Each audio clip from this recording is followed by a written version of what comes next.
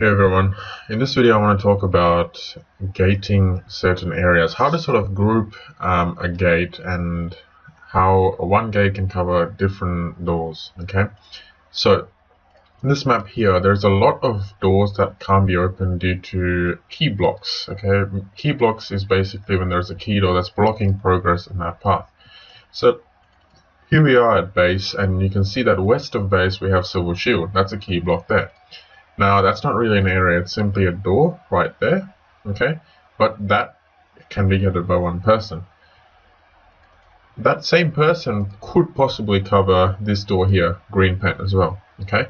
So with one gatestone you're taking responsibility for two doors, okay? Two doors. They're fairly close to each other. Sometimes you shouldn't do this, but I'll talk about that in another video. And let's look at another area a bit further down, and here we have three key doors. We have yellow crescent over there, green corner here, and purple corner over there. Okay, so this is another area. So if I leave my gatestone here, it doesn't mean that I can only open green corner. All right, I can also open purple corner, which we have now if I'm in another part of the map, and there's yellow crescent as well. Okay. Now, that doesn't mean that one person takes care of all these three doors. It just means that if two people gated these doors, but one is busy elsewhere on the map and the other is not so busy or even idle, they can come here and do the purple corner door. Okay? So it allows flexibility when you do that, and that's the key thing that I'm trying to get across here. Flexibility. It's very, very important in Dungeoneering. So even though two people gated the same area, it allows a lot of flexibility later on in the floor. Now you might be wondering why one person can't take care of all these three doors. Isn't that a waste of gates if two people gated here, and then, you know, isn't that a waste of one person's gate?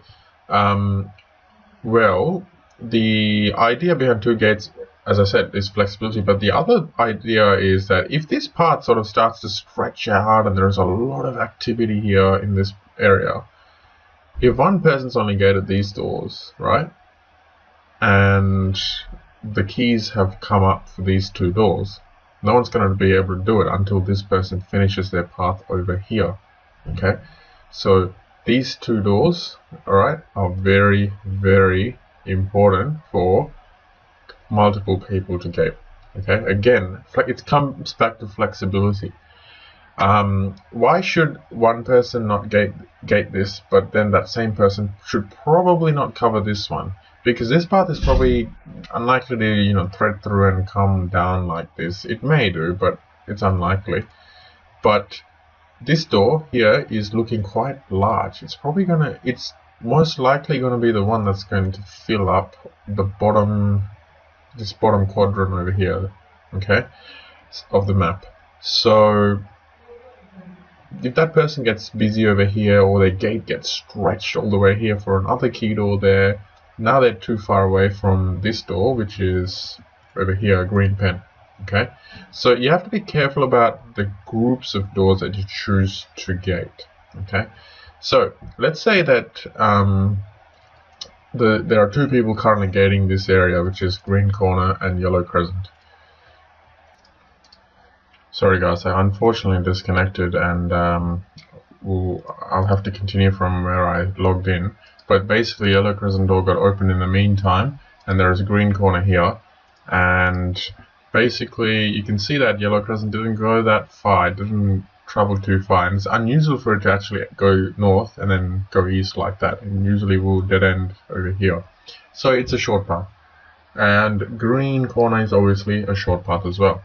So this is an area that once purple corner is open, which as you can see has branched out quite a bit, this is an area that can be gated by one person. So if two people had it gated initially, like I mentioned before, one of them can afford to break their gate for another door somewhere else. Okay, so it's something that allows flexibility early on, but it's also important to know when to break this gate. Okay, so what's the key thing I want you to take away from this gating areas video? Gating areas is basically when you use one gatestone to cover a couple of different doors, okay? But don't always be the only one who covers that door, okay? So why do you want to be gating areas? The reason you want to be gating areas is because it allows flexibility, allows you to do multiple things at the same time.